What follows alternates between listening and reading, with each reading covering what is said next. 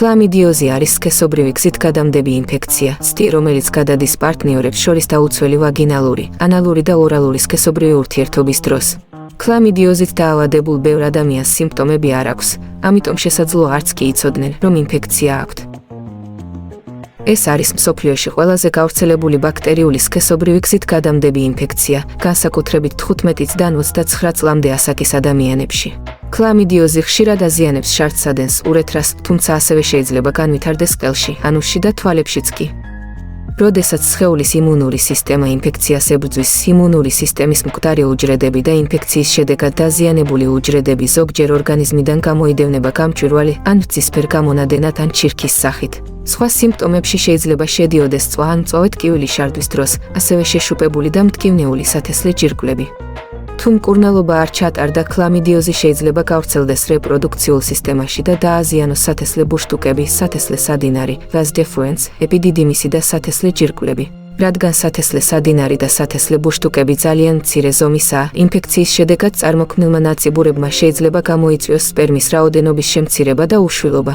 უმკურნალო ქლამიდიოზმა ასევე შეიძლება გამოიწვიოს ქრონიკული ეპიდიდიმიტი, სათესლე ჯირკვლების მუდმივი ანთება და ტკივილი, რომლის მკურნალობაც რთულია. ქლამიდიოზისა და სხვა სქესობრივი გზით გადამდები ინფექციების პრევენცია შესაძლებელია კონდომის და წყლის ბაზაზე დამზადებული ლუბრიკანტის გამოყენებით სქესობრივი ურთიერთობის დროს, რეგულარული სექსუალური ჯანმრთელობის შემოწმებებით და იმით, რომ დიაგნოზის შემთხვევაში თქვენ ან თქვენმა ექიმმა აცნობოთ თქვენს სქესობრივ პარტნიორებს. ქლამიდიოზმა შეიძლება დააინფიციროს საშვილოსნოს ყელი, ხახა, ანუსი, თვალები და შარდსადენი.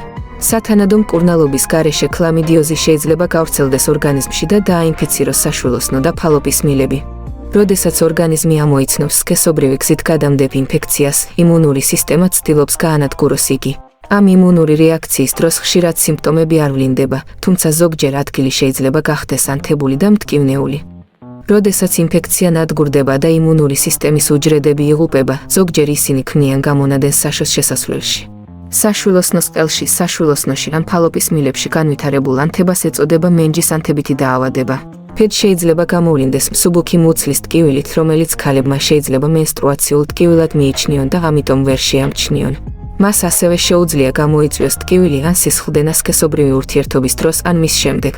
ფედმა ასევე შეიძლება გამოიწვიოს ნაწიბუროვანი ცვლილებები, რომლებმაც შეიძლება დააბლოკოს ფალოპის მილები და გამოიწვიოს უშვილობა, რადგან ეაკულაციის დროს გამოყოფილი სპერმა ვერ გადაადგილდება მილებში კვერცხუჯრედის გასანაყოფიერებლად. დაზიანებულმა ან ნაწიბურიანმა ფალოპის მილებმა ასევე შეიძლება დაარღვიოს განაყოფიერებული კვერცხუჯრედის გადაადგილება მილით საშვილოსნოსკენ ორსულობის საწყის ეტაპზე. ამ შემთხვევაში კვერცხუჯრედი შეიძლება მიემაგროს ფალოპის მილს და იქ დაიწყოს ზრდა. ამას ეწოდება გარესაშვილოსნო ორსულობა, ექტოპიური ორსულობა და ეს შეიძლება იყოს ძალიან საშიში. ქლამიდიოზი ასევე შეიძლება მშობიარობის დროს გადავიდეს დედიდან ახალშობილზე და გამოიწვიოს ახალშობილის თვალის ინფექცია. ქლამიდიოზისა და სხვა სქესობრივი გზით გადამდები ინფექციების პრევენცია შესაძლებელია კონდომის და წყლის ბაზაზე დამზადებული ლუბრიკანტის გამოყენებით სქესობრივი ურთიერთობის დროს, რეგულარული სექსუალური ჯანმრთელობის შემოწმებებით და იმით, რომ დიაგნოზის შემთხვევაში თქვენ ან თქვენმა ექიმმა აცნობოთ თქვენს სქესობრივ პარტნიორებს.